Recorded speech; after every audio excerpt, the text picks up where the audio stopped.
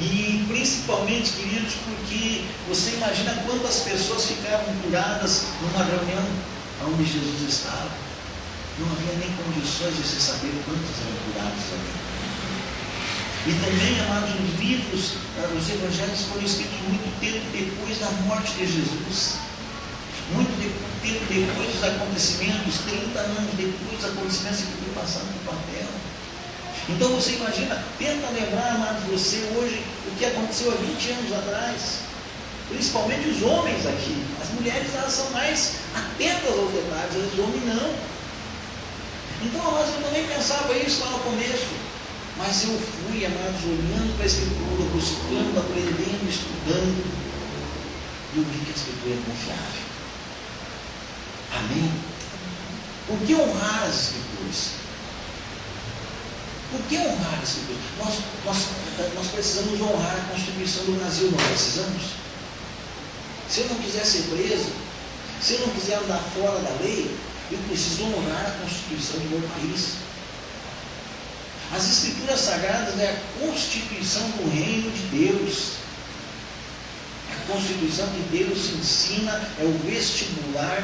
Nós estamos estudando as matérias para nós passar para a próxima fase, que é no Reino de Deus. Amém? Por que honrar as Escrituras, queridos? Em primeiro lugar, porque é a palavra de Deus. Esse texto que nós lemos aqui em 2 Timóteo diz assim que toda a Escritura é inspirada por Deus.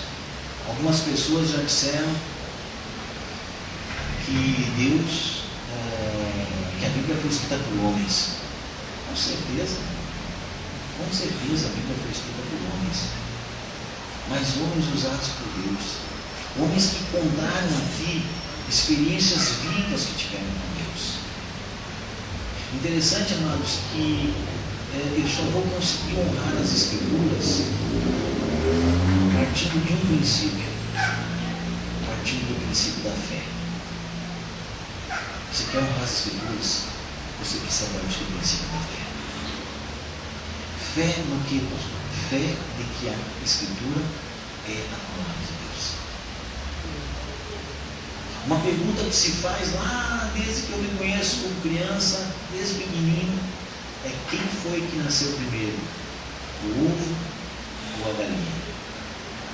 Se nós formos na nossa razão buscar a resposta para esse fato, nós vamos entrar num ciclo vicioso, vamos ficar rodando, não vamos achar a resposta. Por quê? Porque a galinha bota o ovo, mas o pinto nasce do ovo. Então quem veio primeiro foi o pinto, a galinha, o ovo? Como é que é essa história aí? A Bíblia nos dá a resposta. Mas como é que eu vou crer nisso? Como é que eu vou aceitar o que está na Bíblia? Pela fé. A Bíblia diz que Deus criou os animais. A Bíblia não diz que Deus criou um ovo. A Bíblia diz que Deus criou todos os animais. Então, para mim, queridos, está resolvido. Para o meu coração, para as minhas dúvidas, está resolvido. Quem foi que nasceu primeiro, o ovo ou a galinha? A galinha. Por quê? Porque a Bíblia diz que Deus fez. A Bíblia diz lá no livro de Hebreus, queridos, que é pela fé que nós cremos que o mundo foi feito de algo que não existia, pela palavra de Deus. Como é que eu creio nisso? Pela fé. Então eu só vou conseguir crer que as Escrituras vêm de Deus, é a palavra de Deus.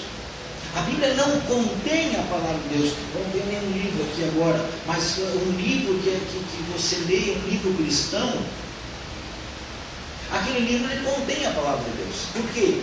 Porque ali naquele livro, ali está escrito testemunhos, histórias de pessoas, de homens ou de mulheres, e ali muitas vezes se coloca ali versículos bíblicos para embasar aquilo que eles estão falando. Então contém a palavra de Deus, porque contém versículos bíblicos, mas não é a palavra de Deus. Por quê? Porque não é completa. Então ela contém. A Bíblia não ela não contém a palavra de Deus, a Bíblia é a palavra de Deus. E isso, amados, é pela fé. Eu só vou conseguir honrar isso, eu só vou conseguir obedecer isso por fé, que eu vou crer. Que realmente Deus escreveu isso daqui. que realmente a Bíblia é uma visão de Deus, que foi Deus que mandou o homem escrever. Quando você lê lá no livro de Sofonias, que está escrito lá que haveria um dia de arrebatamento das torres altas contra as cidades fortalecidas, e que ali nem a prata e nem o ouro daquele povo poderia defendê-lo de tudo aquilo que estava acontecendo, que estaria acontecendo. Isso é uma profecia ali 3.000 anos anterior a acontecer, e que teria fedor como de esterco, e que as pessoas andariam sem saber o que estava acontecendo, andariam cegos sem saber o que estava acontecendo, tamanho o terror daquele dia. E nós vemos ali, amados, no ano de 2001, os Estados Unidos sendo atacados ali naquele processo que aconteceu lá nas Torres Gêmeas, as torres altas caindo. Era o centro financeiro do mundo, nem a prata e nem o ouro não conseguiam livrar eles daquilo lá. Era uma cegueira, ninguém sabia. Num determinado instante era 5 aviões, outro instante era 6 aviões, outro instante era 4 aviões, eles não sabiam onde é que estava vindo o avião. Tanto que quando estavam lá, abismados ainda com o primeiro acidente que tinha acontecido na primeira torre, daqui a pouco vem outro avião, eles sabiam que não é mais acidente, eles sabiam que é ato terrorista, aquela coisa toda. Ou seja, a Bíblia dizia que andariam como cegos, sem saber o que estava acontecendo, e acontece tudo aquilo ali. E serão tirados com um esterco, fedor de esterco. Mas você imagina o fedor que estava naquele lugar, com tantos mortos que aconteceram ali, tantas mortes. E a Bíblia anuncia isso lá no livro de Sofonias. No livro de Jeremias também faz menção a isso. Tantos anos antes, 700 anos praticamente antes da vinda de Jesus, essas coisas anunciadas. Então eu preciso crer, amado, é pela fé. Eu só vou conseguir honrar as Escrituras se eu crer. Tem um texto em Marcos, no capítulo 11, versículo 22, que diz assim: tende fé em Deus, e se disser a esse monte, sem duvidar no coração, que te lança-se no mar, assim acontecerá com ele. Sem duvidar no coração. Se eu olhar para as Escrituras, porque está escrito nas Escrituras, e duvidar no meu coração, eu anulei na minha vida o poder do que está escrito, porque eu não vou conseguir honrar se eu tiver dúvida no meu coração. 99% de certeza e 1% de dúvida. 1% de dúvida cancela os 99% de certeza. Por quê? Porque certeza é 100%. 1% cancelou. Então, se eu olhar para as Escrituras, não, isso não é bem assim. Isso aí acho que não é da parte de Deus. Eu quero dizer para você o seguinte: a Bíblia cristã tem 66 livros.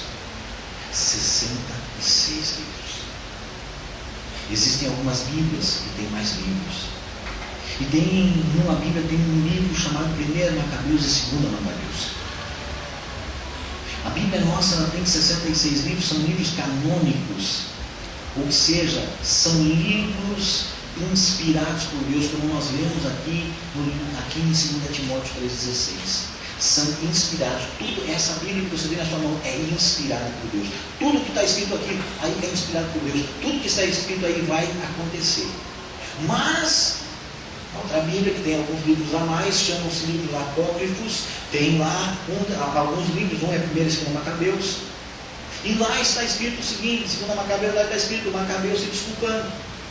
O escritor não se desculpando: olha, gente, vou falar com as minhas palavras aqui, tá? Olha, gente, eu fiz o melhor que eu pude para escrever esse livro aí. Se por acaso me enganei uma coisa, me desculpe. Você já pensou Deus pedindo desculpa para nós? Então não é inspirado por Deus aquele livro. Agora, o que eu tenho aqui na minha Bíblia, 66 livros canônicos, estudados, teólogos viraram daqui e dali, estudaram toda a Bíblia. 66 livros. Você pode colocar a sua fé em que o que está escrito aqui é a verdade de Deus na sua vida. Amém? Amém. Então, por que eu vou honrar as Escrituras? Em primeiro lugar, porque as Escrituras é a palavra de Deus. Você honrando as Escrituras, você está honrando a Deus. Amém? Amém. Segundo, porque ao conhecê-la, nós somos libertos. Quando você